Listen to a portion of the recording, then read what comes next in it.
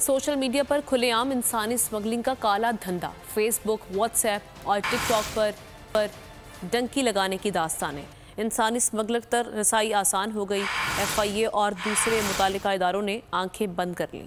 Social media पर इंसानी smuggling का काला धंधा। फेसबुक, व्हाट्सएप, टिकटॉक पर डंकी लगाने की दास्तानें। पाकिस्तान में सोशल मीडिया इंसानी स्मगलिंग के फरोग का बड़ा जरिया बन गया। फेसबुक और टिकटॉक के जरिए इंसानी स्मगलर्स सादा लो अफराद को फरेब देते हैं। व्हाट्सएप के जरिए राब्ते कायम किए जाते हैं। डंकी लगाने पर तैयार अफराद को कोयटा से ईरान और ईरान से फिर तुर्की ले जाया जाता है, जहाँ से यूरोप के सफर का आगाज होता है। यहाँ से कश्तियों के निचले हिस्से में बंद होकर सफर करना पड़ता है। सोशल मीडिया पर लोगों को फरेब देने के लिए तारीफी वीडियो डाली जाती हैं। मंजिल पर पहुंचने वाले अफराद बताते हैं कि उन्हें कितनी अच्छी सर्विस मिली। मेयर कराची के इंतखाब की जंग, बोल ने फिर छोड़ दिया सबको पीछे। इस वक्त मुर्तजा वहाब मुंतखब हो गए हैं मेयर कराची। ये ऐलान कर दिया गया है बाकायदा तौर पर।